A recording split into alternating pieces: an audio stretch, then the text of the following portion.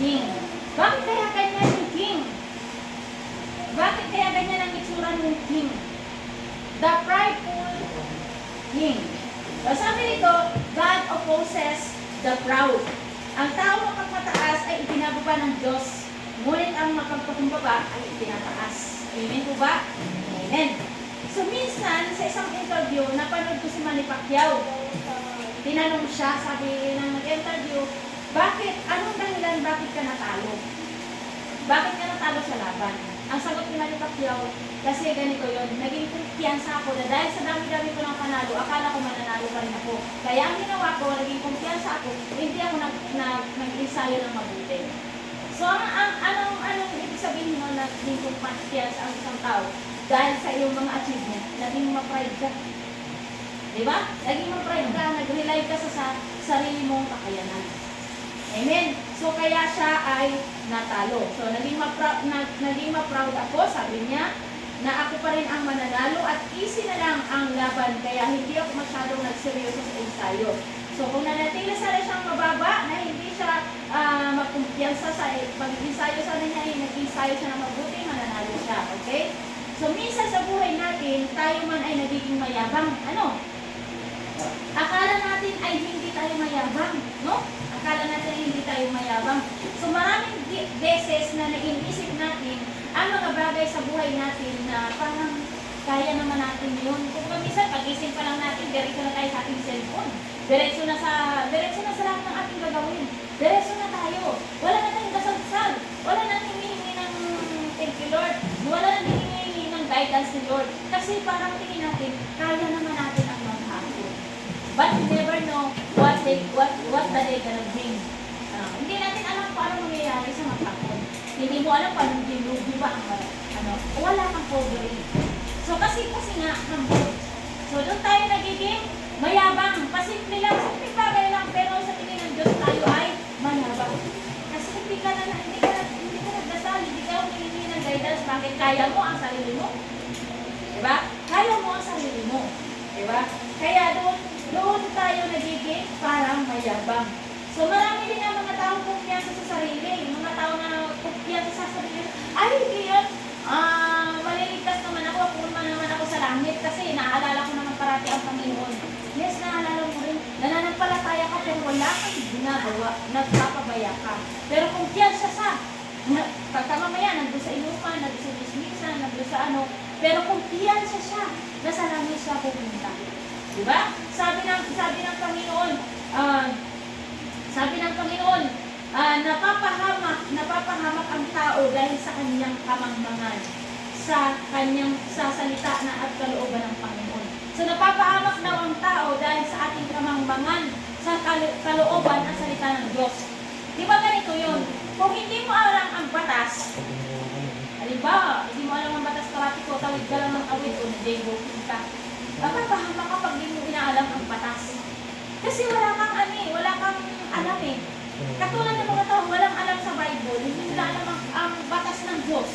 Ang batas ng Diyos, mahigpit. Akala lang nila, ay, hindi naman ako maano. Akala mo lang yun. Feeling mo lang yun. Feeling mo lang ligtas ka. Pero hindi pala. Diba? Kaya ka ay mapapahamak. So, basahin natin ang ating passage for today is matatagpuan sa Book of Daniel, chapter 4. Ang haba ito. Masyadong mahaba ito, kaya ikukwento ko na lang yung pinakang niya. So, the life of King Nebuchadnezzar. So, sino nga ba si King Nebuchadnezzar? Ayan. Sino nga ba si King Nebuchadnezzar? Ayan. Who is King Nebuchadnezzar? He was the greatest king of the Chaldean dynasty of Babylon. Ang Babylon, located yan sa Iraq. So, taga-Iraq siya. Ang tawag ng Iraq sa Biblia is Babylonia. Babylonia. Ang tawag naman ng Bible sa Iran is Persia. So, gets nyo? Oh. Ang Babylonia is Iraq yan, Iraq. So, he conquered Syria and Palestine and made a splendid city.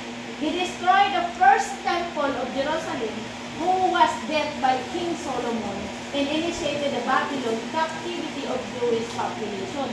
So ito, si King Nebuchadnezzar ay napakalupit na hari. So siya yung sumira, dinistroy niya, nilusok niya, kumbaga ginera niya, nilusok niya ang Jerusalem. At itong temple na ito na ginawa ni Haring Solomon noong unang panahon ay napakalaki yan. At marami ang mga ginto dyan na talagang built talaga yan, nang talagang marami talagang ginastos dyan. Malaki yan ang temple. Talagang ginastos ang talaga yan ni Haring Solomon. Dahil si Haring Solomon ay napakayaman talaga niya. Pinayaman siya ng Panginoon. So kaya siya ang nag-build ng temple na yung sa Jerusalem at sinira lang ni King Nebuchadnezzar. So kasi siya, nakukonquer niya yung Syria, yung Palestine, kahit sa ang gera, talagang siya ang nananalo.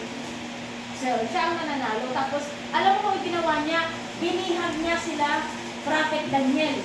Binihag niya yung mga Jews kasama si Prophet Daniel. Okay? Dinala niya sa Iraq. Dinala niya sa Iraq yung mga Jewish people. Binihag niya yung iba, pinaratay. Yung iba, dinala niya ng mga buhay. Yun. So, binihag niya. So, sabi dito, napaka-powerful ni Haring Nebuchadnezzar dahil magaling siyang magtayo ng mga buildings. Kahit yung mga sobrang mga tower, kaya niya yung ipatayo. Yan, pinapatayo niya yan. At magaling mamahala ng mga army. Nasa kanya na ang kayamanan, kapangyarihan, katanyagan, ngunit sa isang sandali ay nasiraan siya ng ulo. Kaya pala siya nagbukhang halimaw. Pero kahit nasira ka ng ulo, di ba? Hindi ka naman nagbukhang ganun na talagang ano. Pero yung sa kanya kasi talagang pinarusahan siya ng Diyos. O ganito. Sabi dito, pinakasan siya ng kabinuan at nagbago ang kanyang anyo. Humaba ang kanyang mga kuko na parang kuko ng ibon at humaba rin ang kanyang buhok na parang buhok ng agila. Sa madaling sabi, nagmukha siyang halimaw. The king became beast. Naging mukhang halimaw. Ayan, nagmukha siyang halimaw. So nakikita niyo yung itsura niya kanina. Ayan, tapos kumakain siya ng damo. Ayan siya dati. Siya yung itsura niya, kalagayan niya. Tapos ganyan na siya. Diba? Ganyan na siya. Ayun. So ating alamin kung paano nangyari ang ganitong bagay kay Haring Nebuchadnezzar. Yan ang nagagawa ng pride. So siya ay malupit at walang awa sa mga mahihirap at hindi sumasamba sa tunay na Diyos. Masyadong mataas ang tingin niya sa kanyang sarili. Itinuring niyang Diyos ang kanyang sarili. Itinuring niyang Diyos ang kanyang sarili. So nagpagawa siya ng malaking rebulto na gawa sa ginto. Nagpalagawa siya ng malaking rebulto na gawa sa ginto. Yun yung mukha niya. Yung mukha niya talagang rebulto. Upang sambahin ng mga tao. Upang sambahin ng mga tao. So anumang maibigan niyang gawin ay gagawin niya. At pinag-utos niya sa lahat na sambahin ang rebultong ipinagawa niya. Ayun. Ang mga kaibigan ni Propeta Daniel na sina Shadrach, Meshach at Abednego ay hindi lumukod sa rebultong iyon. Di ba si Propeta Daniel, nabihag sila kasama yung mga kaibigan niya. Kasama pa yung iba pang mga Hudyo, nabihag. Tapos, si Propeta Daniel ay ginawa niyang tagapamahala sa palasyo kasi medyo matalino Propeta Daniel. Tapos kasama yung mga kaibigan niya. So itong mga kaibigan niya na tatlo, hindi lumukod sa rebultong pinagawa niya. Kahit anong mangyari. Kasi inuutos na ni Haring Nebuchadnezzar, ang sino nang hindi sasamba sa rebultong niyo, na rebulto niya, ay itatapon sa pugon na apoy na naglalagablag. Yung pugon na yun, baka 7 beses na pinainit. Amen? So, pinainit ng napakahusto yun yung ano. So, ayun. Hindi siya yumuko doon, hindi yumuko yung tatlo, ngunit hindi nasunog. Hindi nasunog yung tatlo nung tinatapon. Kasi sabi ng tatlo, kahit patayin niyo pa kami, kahit ipatapon mo pa kami dyan, hindi kami yuyukod sa rebulto niyan. Dahil ang niyuyukuran lang namin ay ang Panginoon. Ang Panginoong Diyos lamang ang sasampahin namin. So, hindi sila lumukod. Alam mo, ginawa, pinatapon mo sa pugo na naglalagawlag. Ang nauna pang namatay, yung nagdala sa kanila. Dahil sa habog lang ng init, namatay siya. Namatay yung mga kawal na nagdala sa kanila. Samantalang sila na tatlo sila, tinapon sila doon mismo sa gitna na yun. Hindi sila nasunog. Tapos nakita ng hari, ni Haring Haring Nebukadnesar, sabi niya, bakit parang apat yung naglalakad sa pugon? At ang isa kulay parang Diyos, parang maputi siya na parang Diyos. Sabi niya, nagtaka siya, bakit naglalakad yung apat doon sa loob ng pugon? Samantalang yung nagdala na kawan na naghagi sa kanila sa sobrang init nung... Kasi baka 7 beses na pinainit eh. Habog lang yun, namatay. Oh, habog lang yun, namatay ah. Pero yung tatlo, nandun sa loob, naglalakad doon sa loob ng pugon. Kasi malaking pugon yun, malaking pugon. Diba? Oh, pinatapon sila doon, nakaya nila yun. Oh, sinamahan sila ng Panginoon dahil sa kanilang pananampalataya. Tapos, kinalabas sila ni Haring Nebukadnesar. So, naniniwala siya na ang Diyos nila ay tunay. So, di ba dapat doon pa lang maniwala ka siya? Hindi pa rin siya naniniwala. Basta pinalaya niya lang yung tatlo, pero sabi niya, ay, yung Diyos niyo ay tunay ng Diyos. Pero ang tingin niya pa rin sa sarili niya, siya pa rin ang Diyos. Okay? So, nagpatuloy siya sa kanyang kasamaan. Nagpatuloy siya sa kanyang kasamaan. Tapos isang gabi, nanaginip siya isang gabi. At dahil walang makapagpaliwanag ng panaginip niya, naglabas siya ng isang utos na papatayin ang lahat ng mga salamangkero at ang lahat ng naglilingkod sa kanyang palasyo na kasama sila Prophet Daniel, ipapamatay niya. Kasi ikaw ba naman, nanaginip siya na hindi niya alam ang ibig sabihin. Ang gusto niya, ipaliwanag ng mga tao sa kanya kung ano yung panaginip niya. Pero ba ganun? Kaya nga, sagot ng mga tao doon, ng mga salamangkero, Panginoon, sabi niya, mahal na hari, walang kong makakagawa niyan. Tanging ang Diyos lang makakagawa niyan. Pero mo, ba ako na naginip? O ipaliwanag mo sa akin yung panaginip. Hindi ko alam kung ano panaginip mo. Kailangan ikukwento mo yung pinapanaginipan ko kung ano. So, ganun siya kalupit. Sabi niya, dahil walang makakapaghula sa inyo, naggawa siya ng kasulatan na papatayin, pupunta ng ulo lahat sila. So, kasama si Prophet Daniel. So, ang ginawa ni Prophet Daniel, nanalangin siya sa Panginoon. Sabi niya, Lord, hinapin mo kami. Ipaalam mo sa akin kung anong ibig sabihin ng panaginip niya at kung ano man yung panaginip na yun. Kasi para hindi kami mamatay. So, nanalangin si Prophet Daniel. And pagkatapos niyang nanalangin, siyempre may pananampalataya siya, kahit hindi niya pa alam, basta pumunta na siya doon at alam niya na ang Panginoon ang magsasalita. Diba? Kahit hindi mo alam, lumakad ka na. Hindi mo alam, tatangkasin yung ulo mo doon o ano.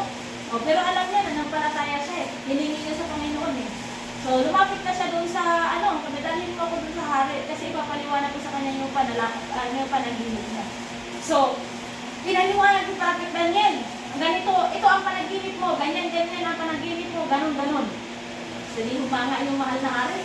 Dahil natuklasan niya na talagang totoo yun ang panaginip ko. Eksakto yung pagkasabi niya sa panaginip ko. Sabi ni Prophet Daniel, hindi ako magsasalita dito dahil ako'y magalit kaysa sa iba. Ako'y hindi. Sabi niya, ang magsasalita ay ang Panginoon kasi siya lamang ang nakakaalam ng mga bagay. Hindi ako, sabi niya, ako lang ang magpahatid sa inyo, pero ang Panginoon ang, sabi ni Prophet Daniel. Sabi niya, nandito ako para magsalita sa pangalan ng Panginoon. Ang Panginoon ang magsasalita ng kung ano panaginip ninyo.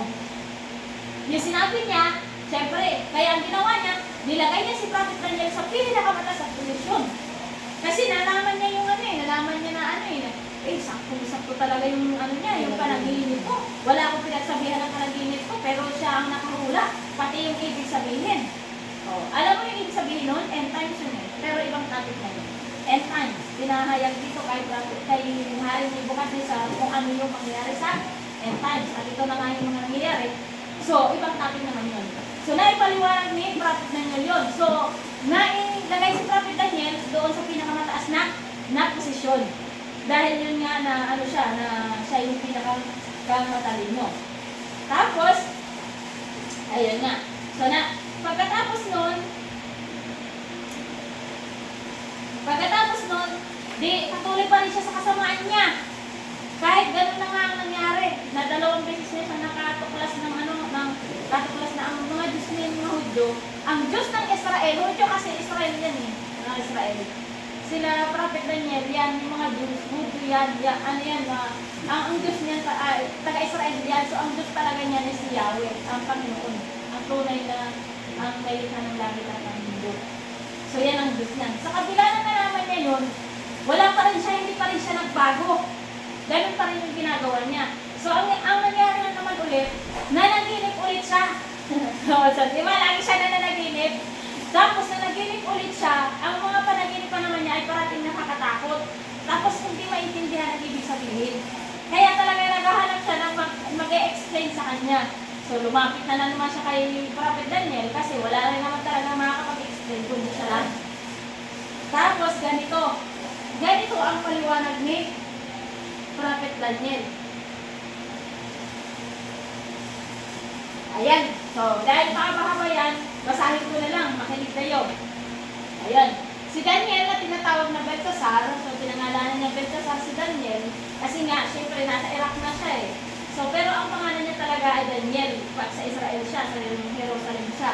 Pero dahil nandiyan na siya sa Iraq, ang pangalan niya ay Belteshazzar, ay nabahala at hindi agad nakapagsalita. Sinabi sa kanya ng hari, Belteshazzar, huwag kang mabahala kung ano man ang kahulugan ng ating panaginip. So, mag si Daniel, mahal na hari, sa mga kaaway naman ninyo mangyari ang inyong panaginip kasi nakita ni Daniel na masama ang ibig sabihin.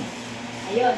So sabi dito sa verse 20, ang lumaking punong kahoy, kasi nanaginip siya ng punong kahoy, ang lumaking punong kahoy na nakita ninyo sa panaginip, tumaas hanggang langit at kitang-kita ng buong daigdig, may makapal na dahon at maraming bungang makakain ng lahat. Sinisilungan ng mga hayop at pinamumugaran ng mga ibon. So, yun ang panaginip niya. Yung kahoy na napakalaki na umabot hanggang langit. Tapos may mga ibon na namumugar sa mga dahon. So, ay kayo po yun, sabi niya. Kayo po yun. Sinabi niya na ikaw yung puno na yun. Ikaw yung puno na yun. Tapos, kayo ang lumalakas at lumalaking puno na umabot sa langit. Ayun. Na ang nasasabog ay hanggang sa magkabilang panig ng daigdig. So, ang ibig sabihin nun, yung kapangyarihan niya. Dahil sa mga kapangyarihan siya eh. Malupit siyang hari eh. Ang dami na niyang nasasakupan, ang dami na niyang nasakop. Pati mga building na mga pinatayo niya, mga tore, ang tataas. Ayun, so sabi niya, kayo po yung, ano na yun, na sobrang tumaas na kayo na hanggang langit na yung kataasan niyo. Kasama na din yung pride, yung hambog niya. Ayun, so, ang pantay na inyong nakita ay isang anghel mula sa langit. Sinabi niyang ibubuwal ang punong kahoy at sisirain, ngunit iiwan ang tuod nito at lalagyan ng tanikalang bakal at tagso. Sinabi pa niyang ito'y pababayaan mabasa ng hangog at makakasama siya sa mga hayop, sa parang at parusahan sa loob ng 7 taon. Paparusahan pala siya ng Panginoon. Doon sa panaginip niya na yun palang ibig sabihin, parusahan siya ng Panginoon. Puputulin yung kahoy. Pero hindi talaga siya papatayin. Iiwan yung tuod. Alam mo yung yung ugat? Ibubuwal yung kahoy, pero iiwan yung ugat. Hindi siya papatayin. Parusahan siya, pero hindi siya papatayin. Ang ibig sabihin nun. Para pag nagsisi siya, magbalik loob siya sa Panginoon, ay muli pa rin siya bubuhayin ng Panginoon. Okay? So sabi nito, ito po ang kahulugan, mahal na hari. Iyon ang hatol sa inyo ng kataas-taasang Diyos. Sabi niya. Sabi dito, itataboy kayo sa parang at doon kayo maninirahan kasama ng mga hayop. O, di ba? Pag mula sa pagiging hari niya, itataboy siya. At sa parang siya titira. Ayun. Kakain kayo ng damo tulad ng baka. Sa kaparangan kayo maninirahan at 7 taong parusahan hanggang sa kilalanin ninyong ang kaharian ng tao'y nasa ilalim ng Panginoon. Nasa ilalim ng kapangyarihan ng kataas-taasang Diyos at maibibigay niya ang kaharian ito sa sinumang kanyang naisin. Amen? So, ganito naman ang kahulugan ng tuod na naiwan sa lupa. Maghahari kayong muli sa sandaling kilalanin ninyo sa lahat ng tao na nasa ilalim kayo ng kapangyarihan ng Diyos. Kaya mahal na hari, din po ninyo ang aking ipapayo, sabi niya. Tigilan na ninyo ang inyong kasamaan at magpakabuti na kayo, sabi ni Daniel. Magpakabuti na kayo, huwag na po kayong maging malupit sa mahihirap na mamamayan upang manatiling payapa ang inyong buhay. So, pinayuhan siya ni Prophet Daniel na huwag na ka nang maging masama. Tigilan mo na iyong kasamaan. Tapos sabi dito, lahat ng ito'y naganap sa buhay ni Haring Nebukadnezar. Diba? Lumipas ang 12 buwan mula nang ipaliwanag ni Daniel ang panaginip. Minsan namamasyal ang hari sa Harden sa bukong ng kanyang palasyo sa Babylonia, sinabi niya, talagang dakila na ang Babylonia. Ako ang nagtatag nito. O, di ba? Inangkin niya. Sabi niya, parang, ako ang nagtatag nito. Sabi niya, ako ang nagtatag nito. Ako ang nagtatag nito upang maging pangunay ni Jesus at maging sagisag ng ating karangalan at kapangyarihan. Di ba parang ang yabang na niya? So, sa akin to. Yung ba tinitingnan niya yung mga nasakot niya. Nasabi niya talagang napaka-makapangyarihan ko na. Ngayon. Tapos, sabi, hindi pa siya natatapos sa pagsasalita. Nang isang tinig mula sa langit ang nagsabi, Haring Nebukadnezar, pakinggan mo ito. Aalisin na sa iyo ang kaharian. So, may tinig siya na narinig. Ano? Sabi dito, ipagtatabuyan ka sa parang at buong ka maninirahan kasama ang mga hayop. Kakain ka ng damo tulad ng baka. 7 taong kang mananatili sa kayong kalagayan hanggang sa kilalanin mo na nasa ilalim ka ng kapangyarihan ng Diyos ng kaharian ng tao at maaari niyang ibigay ito sa kahit kanino man. O yan. So nangyari agad kay Haring Nebukadnezar ang sinabi ng tinig. Itinaboy siya sa parang at kumain ng damo tulad ng baka. O biruin mo yan. Ano? Nabasa siya ng hamo, bumaba ang kuhok niya na parang balahibo ng agila at ang kuko ay naging tila kuko ng ibon. Grabe ang kahusa sa kanya, no? Pagkatapos ng takdang panahon, ako si Nebukadnezar ay tumingala sa langit at nanumbalik ang dati kong pag-iisip. So nabaliw para siya. Yan, dahil dito pinuri ko at pinasalamatan ng kataas-taasang Diyos ang nabubuhay magpakailanman. Ang kapangyarihan niya ay walang hanggan. Ang paghahari niya ay magpakailanman. Diba? Natauhan siya. Natauhan siya. Lahat ng nananahan sa lupa ay walang halaga. Ginagawa niya sa hukbo ng langit anumang ginaisin niya. Walang maaaring magtutol sa kanya, hindi makatutol sa kanyang ginagawa. Nang nanauli ang aking pag-iisip na numbalik din ang aking karangalan at kapangyarihan. O, di ba pinalik ng Panginoon ang kanyang karangalan?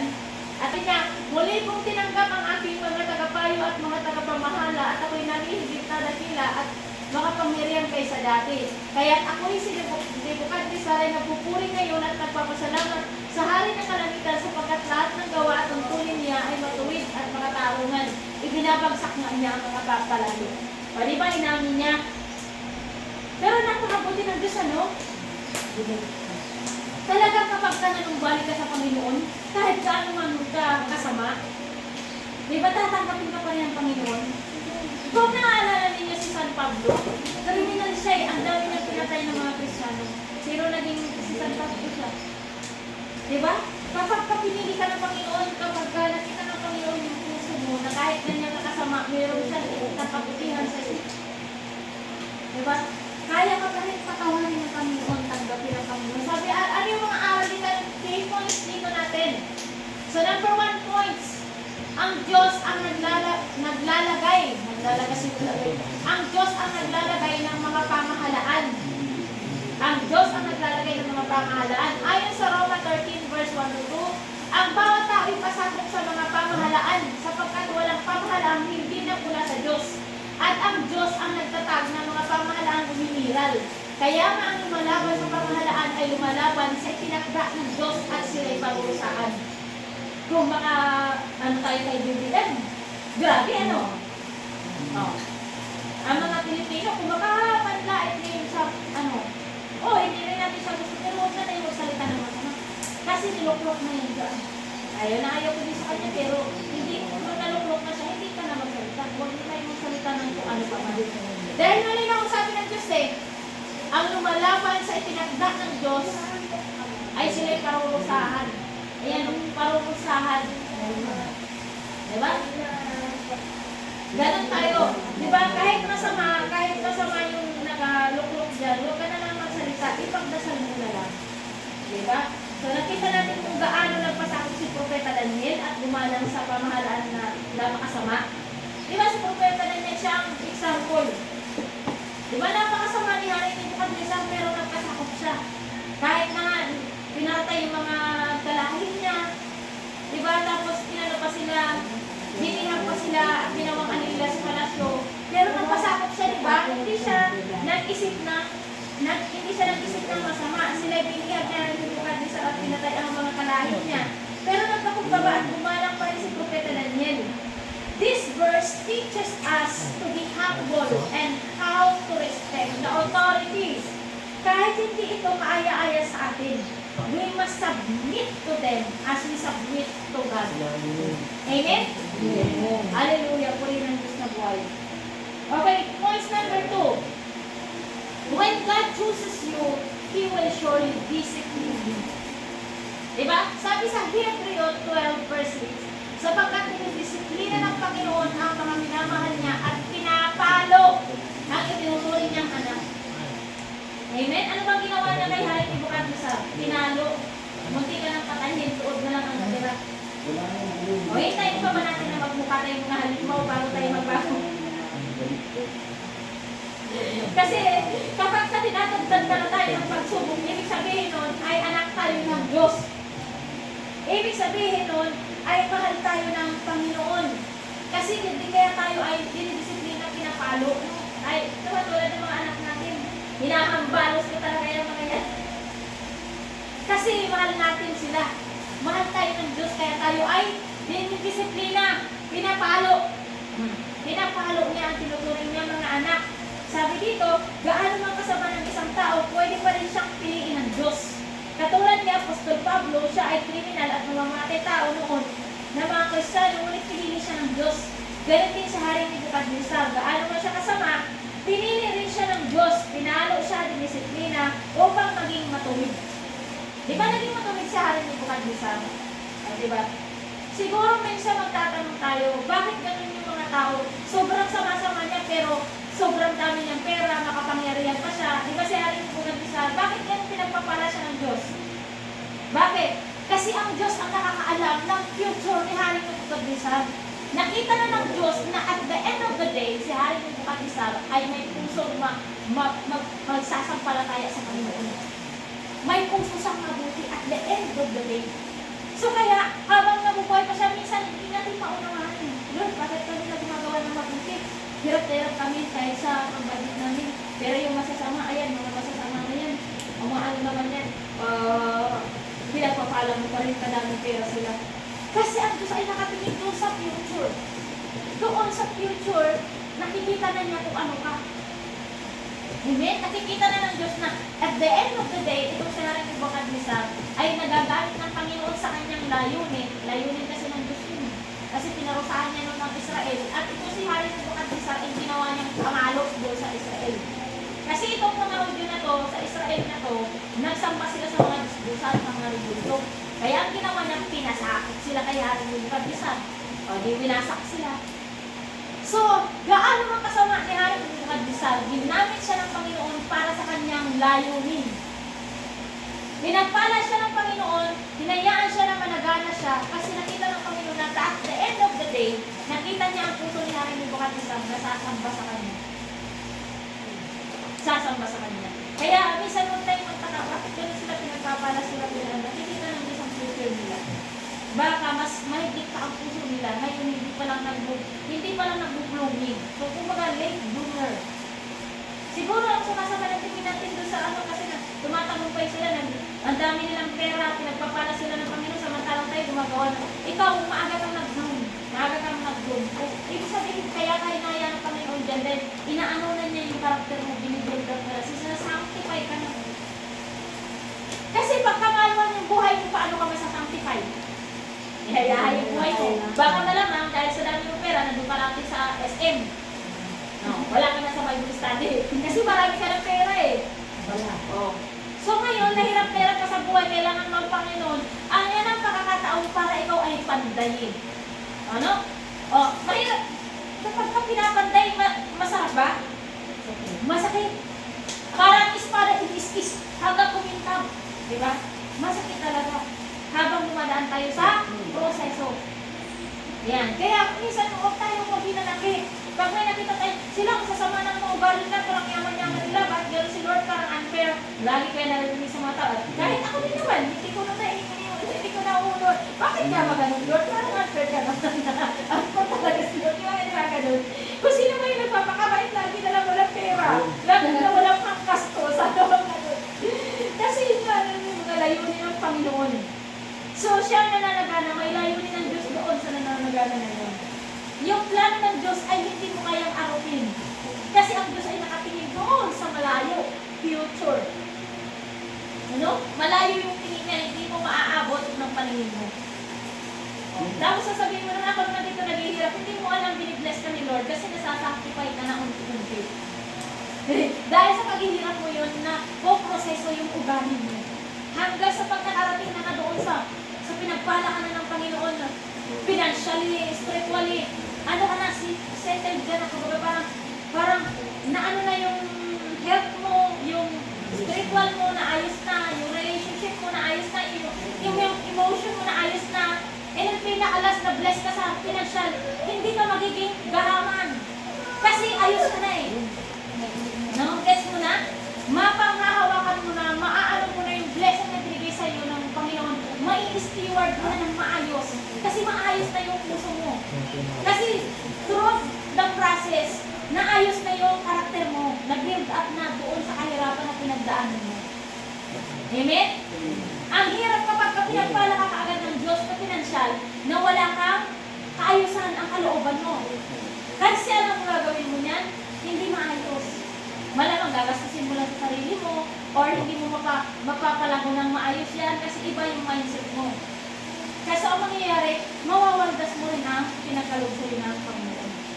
So, kaya minsan alisin na natin yung mga mindset na gano'n. Pag ngayon nakita tayo umaasenso, alam ng Diyos ang ginagawa niya. Pag sinabi mo, bakit ako naghirap? Alam mo, Lord, ang ginagawa mo. It is for my own good. Amen? So, gano'n lagi ang ating mindset. Gano'n na lagi ang ating mindset para maiwasan na natin ang inggit. Amen? No. Maiwasan na natin na magkasala tayo na mainggit kasi yung mindset natin ay ayos na. Malaki na yung pagtitiwala natin sa Lord na alam ng Diyos ang ginagawa niya. Hindi siya nagkakamali. May mga layunin kasi siya sa bawat sitwasyon ng ating buhay. At ang layunin na yun ay para sa ating lahat na ikabubuti. Kanya-kanyang aspekto yan, pero para yun, ang ending yun, para yun sa ating ikabubuting lahat. Amen? Puri ng Diyos ng buhay. Palakpakan natin ang Lord. Hallelujah! Okay, point number 3. God is sovereign and powerful of all thrones and dominions. Kahit anuman mga kaharian yan, ang Diyos ang sovereign sa lahat ng mga kapangyarihan. Sabi sa 1 Samuel chapter 2 verse 3, walang maaaring magyabang sa iyo, O Yahweh. Walang maaaring maghandog sapagkat alam mo ang lahat ng bagay. Ikaw ang hahatol sa lahat ng ginagawa ng tao. Amen? Okay, verse 6 to 7. Ikaw, O Yahweh, ang may kapangyarihang magbigay o bumawi ng buhay. Maaari mo kaming ipatapon sa daigdig ng mga patay at maaari rin buhayin muli. Maaari mo rin kaming pagpagyamanin o papaghirapin. Maaari mo rin ibaba o itaas. Hallelujah! Ang Diyos ang may kontrol sa lahat ng mga kaharian. Magagawa man ng Diyos ang lahat ng naisip niyang gawin. Sa Kanya'y walang tagapayo. Hindi katulad ng presidente natin na may mga tagapayo. Pero ang Diyos wala siyang tagapayo. Ano mang naisip niyang gawin ay gagawin niya na. Sino ang makakapigil sa Kanya? Diba? Kaya bilang tao, matakot ka at igalang mo ang Panginoon. Yun ang pinakang ating obligasyon. Matakot ka at igalang mo ang Panginoon. So nakita natin how God's sovereign is. Diba? Napaka-makapangyarihan ng Diyos kahit gaano pa ka, ni Hari Nebuchadnezzar, gaano man niya kakanyag, gaano siya ng kapangyarihan niya na nasa sakupan niya, binagsak siya, diba? Isang iglap lang. Nabaliw siya, naging mukha siyang malimaw. Kaya talagang ang Diyos ay mga pangyarihan at walang hambog-hambog sa Kanya.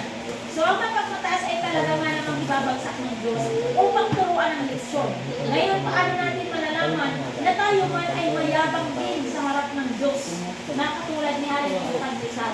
Paano natin malalaman na tayo din ay mayabang katulad ni Hari Nebuchadnezzar? Okay, dito natin malalaman. Signs that you are prideful. Number 1, no time for God. No time for God.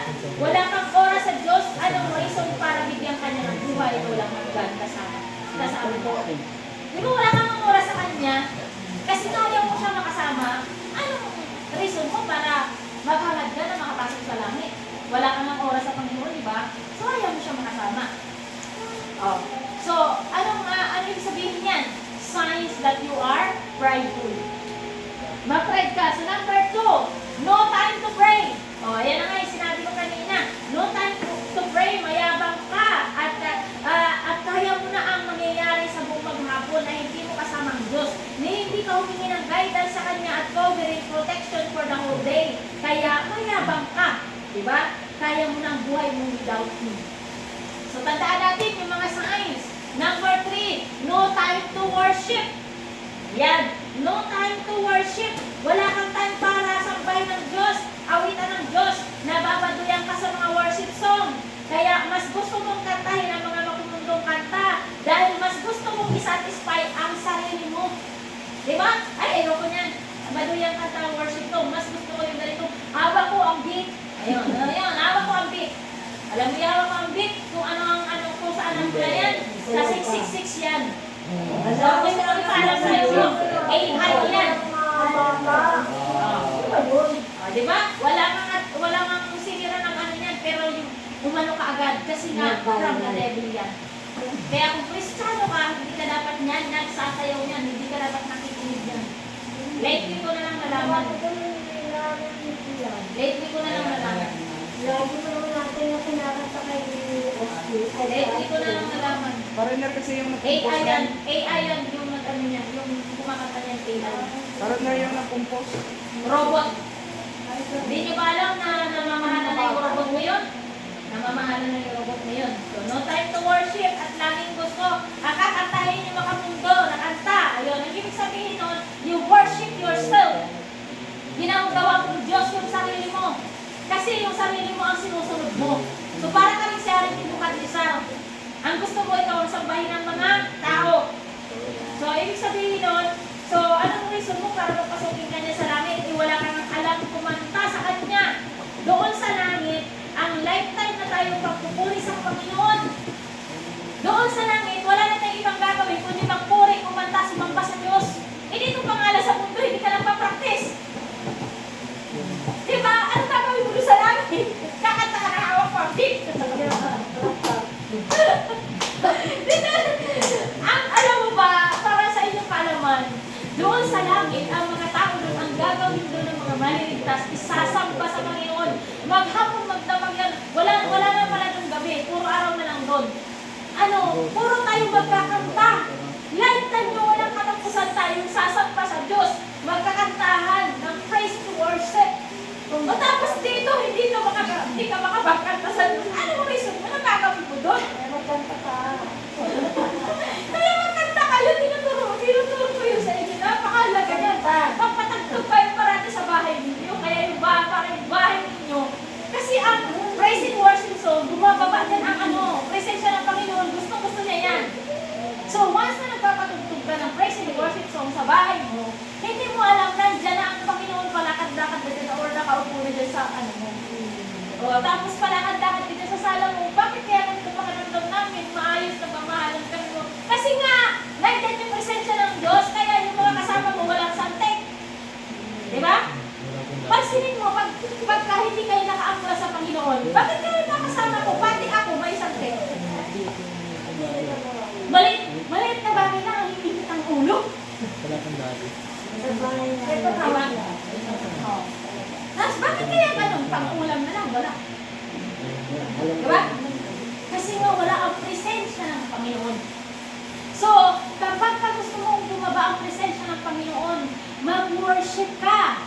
Iayos mo ang puso mo sa Panginoon, makinig ka ng mga worship song, matugtugin mo dyan. Kaya mo kaingayan yung kapitbahay mo, pati siya madamay sa blessing. Diba? Para pati siya na nagkikinig ng worship mo, madamay rin sa pagpapala ng Panginoon. Amen? Sabi ko sa inyo, mag-worship kayo sa Panginoon. Kasi pagka nag-worship tayo, bumababa ang presensya ng Panginoon, at doon tayo nakakatanggap ng mga biyaya, grasya at pagpapala na hindi mo nabawalayan. Alam mo ba yung peace of mind? Hindi mo yan mabibili. Pansinin mo kapag ka nandiyan ang presensya ng Diyos, lahat ay panapa. Lahat ay, ba't kaya yung mga anak ko, yung ano ko, mababait silang lahat. Pati ako mabait din. Ano nangyari? May angel na naman. Yung sasabihin nila, may angel na naman. Hindi angel, si Lord yun. Pero ganun talaga. Presensya ng Panginoon. Bakit kaya ano, may budget pa ako, ang anak ko, wala na akong budget. Ba, meron pa din Lord. Diba? Kaya ngayon. Oh. Presensya ng Panginoon na kailangan natin. Presensya ng Panginoon. Kailangan natin siya mga babalon. Parang awag na kailangan kita. We need you. Maalawan sa hindi ang buhay namin. Kailangan namin, Lord. Mapagkasaan kailangan namin. Kasi alam mo ba, pag nandito ka, Lord, maalawan kami. Yung pagkain namin, yung ano namin, maalawan ang aming buhay. Kahit hindi mo kami ganun kayaman, hindi kami yung parang akala mo mga magnang lalimos. Yun. So ano pa? Yung sign that you are prideful. No time to serve others. Wala kang oras para maglingkod ka sa iyong kapwa. Paano mo masabing naglilingkod ka sa Diyos kung hindi ka makapaglingkod sa kapwa mo? Puro sarili mo lang ang iniisip mo. Alam mo, mine. Ugali ng mga bata, ito na mine. So, ang yabang mo kapag puro sarili mo lang iniisip mo. Doon sa langit, wala nang selfish doon. Alam mo ba kung anong ano doon sa langit? Yung principality na unahin mo ang iba bago ang sarili mo. At uunahin ka rin ang iba bago ang sarili nila. Yan. Alam mo kung sino sabi sa akin yan? Na gano'n ang ginagawa sa langit? Ayan, si Kiko. Hindi ko na nakarating doon sa doon. Which is totoo naman talaga, na gano'n talaga. Gano'n talaga ang ano doon. Gano'n talaga ang prinsipyo doon. Yung mahal mo yung mga kapatiran mo. Mahal na mahal mo ang isa't isa. Kasi tapos yung iba naman, yung lahat naman sila, mahal na mahal ka din. Ewan ko na lang kung magutom ka pa. Alam niyo magkakainan, uunahin pa yung iba kaysa sa sarili nila. At ang gagawin mo kasi uunahin mo yung iba bago yung sarili mo. Pero yung iba, uunahin ka rin. Adi, bossing ka pa rin kahit anong gawin mo. Bossing na rin sila, bossing ka rin. O, di lahat boss. Sana kung naiintindihan lang ng mga tao ngayon at naipamumuhay ng mga tao, wala sana dito mga basura ng mga nakaano dyan. Mga ano, kung mag-iisip lang sana sila, no? Ang bawat isa ay ganun ang mindset, maalwan ang ating bansa. Walang mga basura, walang mga sarili na pag-iisip. Kasi ang iniisip yung natin, yung kapwa natin. Tapos yung kapwa natin, yun din ang iisipin sa atin. O di maalwan ang buhay natin, lahat tayo ay nagmamahalan. O di ba? Kaso, himala na naman kailangan natin sa bansang Pilipinas. Kahit sa patungunin, puro basura. Kasi wala silang pakialam, magtapos sila dyan, hindi man nila yung tapat ng bahay. Gets? Baka wala nila yung kaso nila kasi hindi man yung magtatay sa harap ng bahay nila. O may sa harap ng bahay ng ibang tao. Nakita mo kung gaano ka-selfish ang mga tao? Diba? Nakita natin kung gaano tayo ka-selfish. Ayan. So, diba? Satan is destroying us through simple things that looks like nothing. Yung parang wala lang, pero di ba pag-isipin na parang wala lang naman yan. Simpleng bagay lang naman yan, parang wala lang, but it matters. It's a big matters. Kasi yan ang magdedesisyon, yan ang magsasabi kung ano ang magiging buhay mo. Di ba parang wala lang, pero nagre-reflect yan sa buong pagkatao mo. Kaya hindi pinaka-ano. Yan, di ba parang, no time for God, parang wala lang, okay lang yan. Pero pag inisip mo yan, sana ang dami mong blessing na naanin kung marami kang oras sa Panginoon. Napakahalaga niyan. Pero pag tinitingnan mo, di ba parang wala lang? Ayan o, no time to pray. Pero parang wala lang, di ba? Kung isipin mo ay, wala yan, maliit na bagay lang. Pero it's a big thing. Yan ang magsasabi ng buong buhay mo. Yan ang magsasabi ng iyong kabuhayan. Yan ang pag-aano ng iyong buhay. Diba? Kaya, si Satanas, kapag sisirain niya ang mga tao, hindi siya yung naninira na parang raskalan, na halata mo talaga sinisira ng Satanas. Hindi, mukha siyang anghel pag naninira siya. Diba? Simple lang naman yan. Diba? Simple lang naman yan. Ano yan sa utak mo? It's not essential. lang, discouraged siya. Hayaan mo lang yan, okay lang yan. Di ba? Pero hindi mo alam, inuutay ka na hanggang sa maubos ka. Hanggang sa makalimot ka na sa Ang galing niya, di ba? Sa kagalingan talaga, no? Grabe talaga siya ano ka. Ayan, Satan is silently destroying us by simple things that looks like nothing. Kaya ano ang ating gagawin? Kaya be alert at all times. Always keep in your mind and your heart the Word of God. The Word of God. Kaya ano ang ating gagawin? Basahin at pagnilay-nilayan ng Bible para maging tama ang ating pasya. Huwag tayong magre-rely sa ating feelings dahil ang emotion ay mapanlim lang. When we obey our emotion over the Word of God, we are lost. Heart is deceitful. Di ba minsan napipil natin, pero mali yung ating feeling. Mali yun. Ayan o, sabi dito, emotion over the Word of God is deadly. Ayan, in Jeremiah 17 verse 9, the heart is deceitful above all things and desperately wicked. Who can understand it? Yan, nakasulat sa Bible na ang ating mga puso ay mapanlim lang. O, di ba? Lagi ka lang niyang dadalhin sa mali. Minsan sasabihin mo, di ba sasabihin mo, oh, sumasama naman nila, parang victim ka. Pero feeling mo lang yun. Pero kung iisipin mo, para yun sa kabubuti mo. Di ba? Minsan may feeling ka na, uy, inlove na inlove. Uy, feeling mo lang yan. Mali yung pinaiinlaban mo. Akala mo yung isa na mga kasama mo habang buhay. Di ba? Mali. Kaya dapat yung puso natin ay iangkula natin sa salita ng Panginoon para hindi tayo nang dadalhin sa kasi wag puro tayo emosyon. Ayan, mananabunot ka na kasi emotional ka kasi. Ayun, diretso sugod ka na. Hindi ka na nag-isip kung ano ang dapat gawin kasi emotionally ka na. O, di so, mali na naman. So, ano ang ating application dyan? Application, Proverbs 3:5-6. Trust in the Lord with all your heart and lean not on your own understanding. In all your ways, submit to Him, and He will make your path straight. Amen? So kaya anong gagawin para makaalay ng ating puso sa kalooban ng Panginoon? Para makaalay ng ating puso, para makasubmit tayo sa Panginoon, anong ating gagawin? Joshua 1:8, huwag mong kaliligtaang basahin ang aklat ng kautusan. Pagbulay-bulayan mo yun araw at gabi upang matupad mo ang lahat ng kalakasan doon. Sa ganoon, magiging masagana at matagumpay ang iyong pamumuhay. Andun pala yung sikreto. Nandun pala yung sikreto. Saan ba natin hinahanap ng ating mga gusto? Sa ibang mga bagay, hanap tayo ng pera. Andun pala sa Panginoon ang sikreto sa salita niya. Sa salita niya. So, huwag tayo mag-rely sa sarili nating kakayahan tulad nga rin ni Pag-isar. Feeling niya, siya na ang makapangyarihan sa lahat. Feeling niya lang yun. Yun. Feeling niya lang yun. So, sa pag-aasawa, feeling mo kung kayo na ang forever. Ayun. Sa pag-aasawa, feeling mo kayo na ang forever na magkakasama. Feeling mo lang yun. After 1 year, mag-iba na siya. Bakit? Hindi siya, dahil hindi ang Diyos ang naging sentro ng pag-aasawa mo. Hindi ang Diyos ang naging sentro ng pag-aasawa mo. You never submit to God before you get married. Kaya ang ending, kung hindi magulo ang pagsasama nyo, hikahos kayo. Kasi wala din ang presensya ng Diyos.